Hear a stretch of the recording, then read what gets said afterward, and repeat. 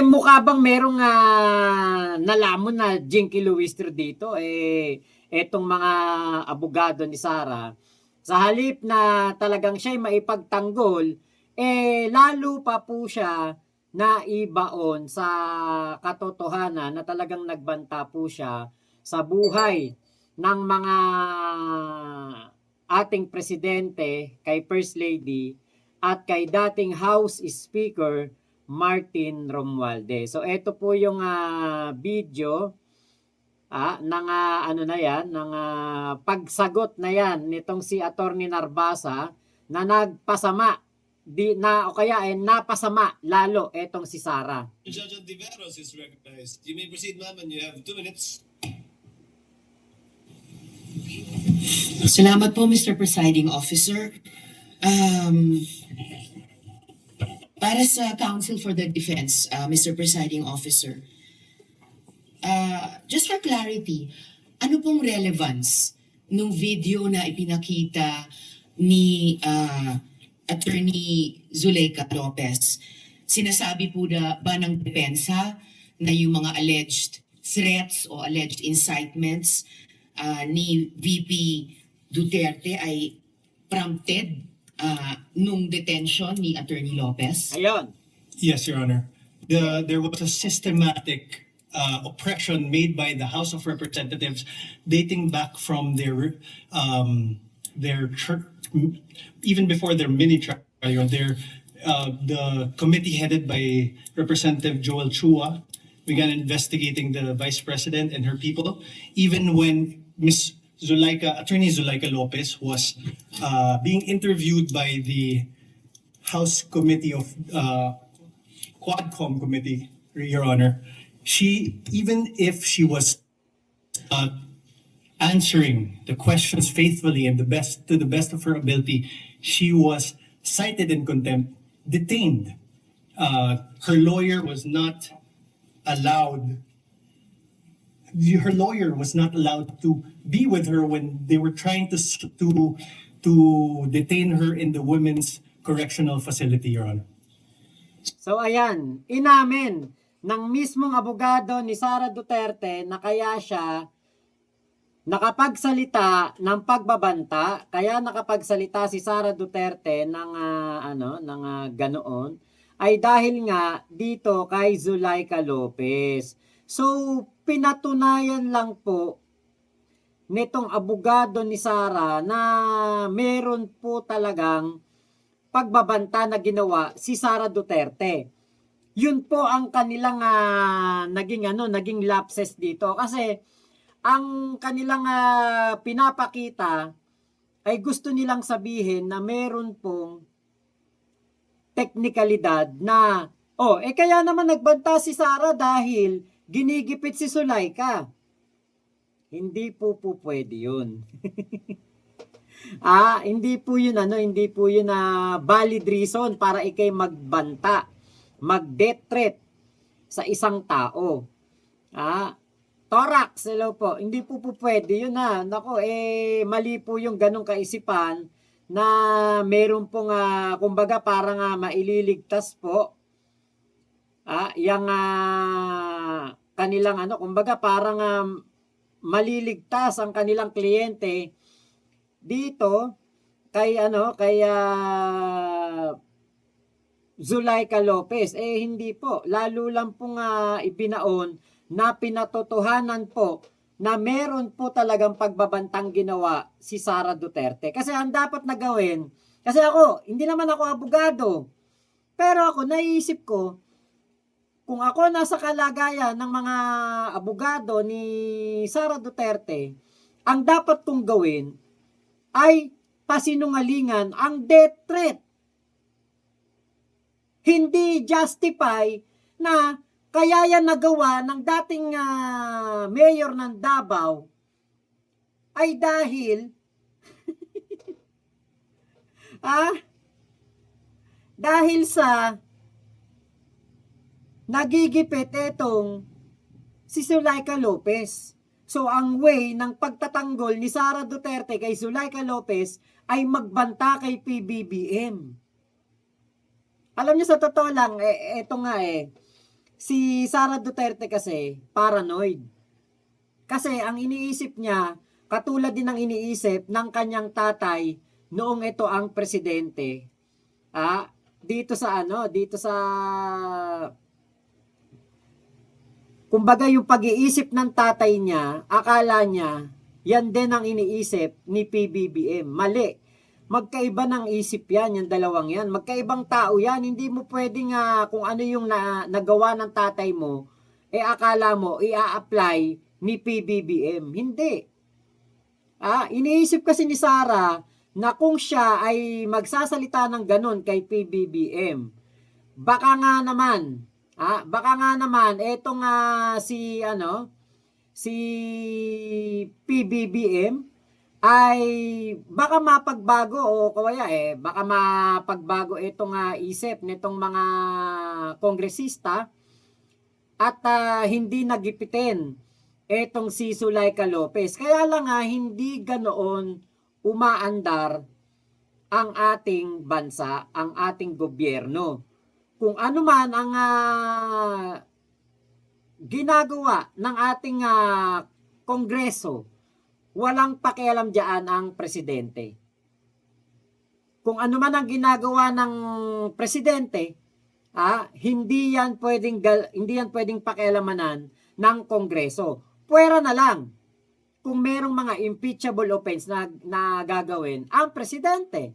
Pero dito nga sa system na ito, dito sa pangyayari na ito, si PBBM po ay pinagbantaan ni Sara Duterte. So dapat talagang ipagtanggol ito ng Kongreso.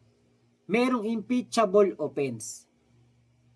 'Di ba, Ate Virgie Badjola? Ayan, shoutout po. May impeachable offense Kaya nga, eto lalo lang pinatibay ng abogado ni Sara na si Atty. Narbasa na meron talagang pagkakamali si Sara na pagbabanta.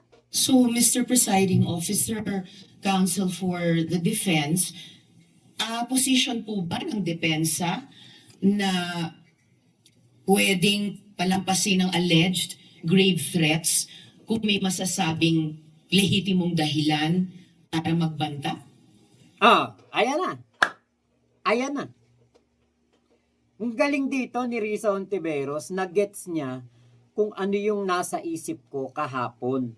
Habang ako'y nakikinig, dito sa sa impeachment trial kahapon, pinapakinggan ko, teka, ano yun natin to? Kailangan natin tong mapakinggan. Ano ba ang, nito? Ano ba ang gustong ipunto dito ng, depensa? The way na nagsasalita si Atty. Narbasa, the way siyang magtanong dito kay Mr. Kalilong ng NBI, parang gusto niyang ipakahulugan at gusto niyang ipaintindi sa atin. Kaya nagbanta si Sara Duterte ay dahil nanganganib ang buhay nitong si Zuleika Lopez. Imagine niyo, isang Zuleika Lopez, manganganib ang buhay. Ang amo niya, isang Duterte, na pamilya ng mga mamamatay tao. Ang tatay nila mamamatay tao, kriminal. Tapos si Zuleika Lopez, manganganib. Nasa loob pa yan ng kongreso. Anak ng teteng. Napaka-imposible nun. Ang mga Duterte, ang kahuli-hulihang tao na pag-iisipan mong gawa ng masama. Bakit? Ang mga Duterte, kilala yan sa EJK. Si Sara Duterte, may partisipasyon din sa EJK. So, para sabi ko, matatakot si Sara Duterte? Matatakot si Zuleika Lopez? Siyempre, palusot na lang nila yun. Diba? Palusot na lang nila yun.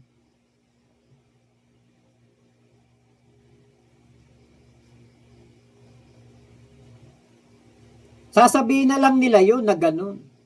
Kaya lang nga, this is an impeachment court. Sa halip na i-deny nyo yung pagbabanta, ang ginagawa nila, tinetechnical nila. Yung authenticity ng video na napanood ng milyong-milyong Pilipino, napanood ng mga taga-ibang bansa like Japan, China, Korea, Amerika, Canada, Europe, Italy. Naging ano yan, naging balita yan, trending yan. Yung video ng pagbabanta ni Sara Duterte kay PBBM. Tapos, yung authenticity ng video, parang ang dating pineke, inedit, AI. Palibasa, kayong mga DDS, kayo ang mga mahilig gumawa ng AI. Mga AI video na pinapakalat ninyo eh. Di ba dapat ang depensa, ang dapat nilang gawin, pahinain ang issue ng death threat. Hindi yung lalo pang ginastify. Kaya ito, naisip kagad ni Senator Risa, teka, yan na ba ang pamantayan ngayon na porke may mga ganitong sitwasyon, karapatan mo na mag-death threat? Hindi pwede yun. Tapos natawa ako dito kay Alan Peter Cayetano. Sabi ni Alan Peter Cayetano, pinaimbestigahan daw ba yung death threat sa NBI? Like, kung meron daw bang hitman, mga ganyan. Diyos ko, kapag ba ikaw, sinabi ko, ikaw, Juan de la Cruz, papatayin kita. Kailangan pa ba na may katibayan na may dala kang itak, may dala kang baril? Hindi. Ang kaso ng grave threat, yung pagbabanta, hindi yung aktual na gagawin mo. Kaya dyan po sila nadali. Diyan sila na pasama. Sa halip na ito pong si Sara Duterte ay maligtas sa kasalanan ng death threat, ang nangyari, lalo pang nabaon. Lalo pang napunta doon sa bingit ng alanganin etong kaso ni Sara Duterte, kasi sa halip nga ng mapasinungalingan at masabing hindi naman nag-death threat si Sara Duterte, lalo pa itong inamin. Lalo itong inamin. Kitang-kita dito, ito. Defense, Mr. Presiding Officer.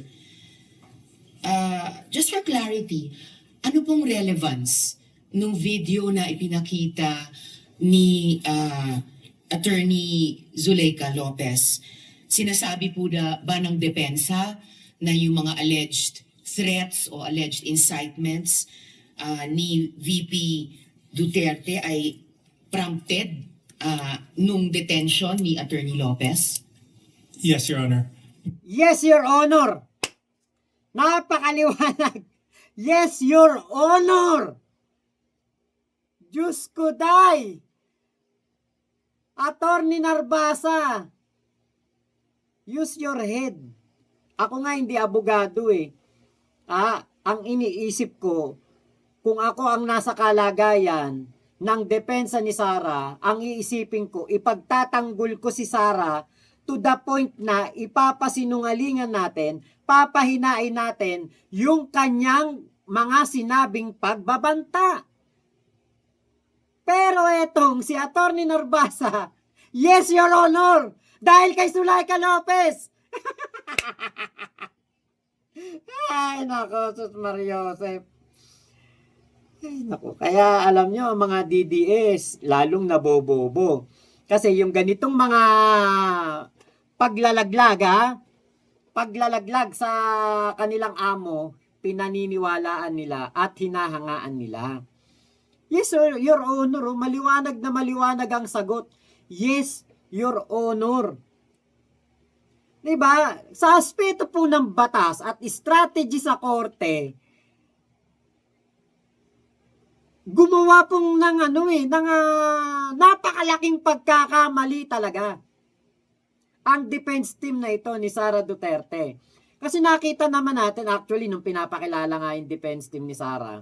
Sabi ko, ba't ganun? Parang puro mga bata. Parang purong mga bagito. Tapos, dun sa defense team ng prosecution, mga veteranong litigator ang nandoon. Sabi ko, ba't ganun? Ano ba to? Akala yata ni Sara pabataan ng dito ah. Kasi ang babata po talaga ng mga abogado ni Sara. Ngayon, dito po sa day 3 na ito, nung pong subukan nilang bigyang katwiran o justify ang banta sa halip na pabulaanan ang pag-iral nito. Naku po, parang sila na po mismo ang nagpatibay sa argumento ng prosecution. Yung pong admission by tact agreement na bigong itanggi o pabulaanan ang akto ng banta. Ito po yung tinatawag na actus reus. Ang pamantayan po sa batas para mapabagsak ang reklamong grave threats, obligasyon po ng depensa na questionin at pabulaanan ang corpus delicti. Dapat nilang patunayan na hindi totoong binitawan ang mga salita, deepfake ang video o kaya hindi seryoso ang pahayag sa ilalim ng batas. Ang detalye po ng pagkakamali sa ginawang cross-examination kay NBI Senior Agent John Mark Calilong, hindi question ng depensa ang katotohanan o authentication ng video. Ang paliwanag po sa batas, sa trial litigation, ang hindi pagtanggi sa isang akto ay nangangahulugang tinatanggap mo ito sa record ng korte bilang isang katotohanan. Dahil walang ginawang pagpapasubali, ang depensa naging isang uncontroverted fact o tanggap na katotohanan na binitawan nga ni BP Sara ang mga mapanganib na salita. Bugok yung abogado ni Sara. Bugok. Yan ang pinaka mo dapat na ginawa. Ito, umamin eh. Umamin. Kuda ba ng depensa na yung mga alleged threats o alleged incitements ni VP Duterte ay prompted nung detention ni Attorney Lopez? Yes, Your Honor. There was Yes, a Your Honor. systematic Yes, Your Honor. Umamin. Na kaya pala nagbanta si Sara dahil kay Zuleika Lopez. Umamin eh. Ay, nako talaga. Masyadong naging kampante etong ni Sara Duterte na yung ganoong taktika ay tatayo sa korte. O magkakaroon na nga epekto sa korte. Alam niyo po, yung mga ganyang taktika, syempre, lalo na yung ginawa nito na do you really investigated? Nagsalitang ganon si Attorney Narbasa. Yan po yung isang way para po magmukha lamang na mahina itong investigador ng NBI. Pero yun nga po, sa halip na masira nila itong investigador ng NBI, ang nasira dito yung ni Sara, yung mga abogado ni Sara. Kasi yung ganyang taktika, dirty tactics, hindi na po yan ginagamit. Bakit? Kasi kapag ginamit mo yan sa korte, papagalitan ka ng judge. Kasi parang nagtatanim ka ng doubt sa jury. Sa mga taong makakarinig sa dito sa judge. Yan. Parang nagtatanim ka ng maling kaisipan. Ginamit dun sa impeachment court. Ang akala siguro nung nung abogado ni Sara, okay yun. Parang ang dating, parang nagmukha siyang magaling. Akala niya siguro magpapalakpakan ng mga tao dahil ang galing niya. Hindi. Mas nakita po ang dirty tactics. At ang mga bobong DDS lang naman po ang talagang papalakpak diyan. Ang talagang ano diyan, bibilib diyan sa mga ganyang galawan. Pero ano, akala ba nitong si Attorney Narbasa, si Ping Lacson, bobo maniniwala sa kanya? Si Risa Hontiveros, bobo makikinig sa kanya? Hindi. Kumbaga itong si Attorney Narbasa, tuta pa lang, hindi pa dilatang mata, hindi pa marunong kumain ng kanin, tuta pa lang, dumidede pa sa nanay na aso. Pero, etong mga senador na ito, mga Saint Bernard to. Ito yung mga Saint Bernard na ng aso na mga malalaki na. Na kayang-kaya ng mga anggat. Kaya hindi po gagana yan, yung ganyang estratehiya ni Attorney Narbasa. Lalo lang niyang idiniin si Sara. Walang pagtanggi Yan ang hindi nila naisip. Dapat may pagtanggi doon sa death threat ni Sara Duterte. Kaya lang dahil nga walang pagtanggi, parang lalo pang inamin. Lalo pang pinatotohanan yung death threat. Kaya nga po meron tayong impeachment trial 'Di ba? Para malaman kung totoo ba yung death threat. Dito nga lalo pang inamin yung death threat. Lalo pang inamin. Ay, nako talaga. Kung umabot ka hanggang dito at nanonood ka pa rin, maraming salamat. I-like mo na rin tong aking video kung nagustuhan mo at mag-comment ka na dyan sa baba kung ano ang mga nagustuhan mong punto dito sa aking vlog. Salamat ingat ka palagi. Mama chup chup, love you, God bless us all Pilipinas. God first!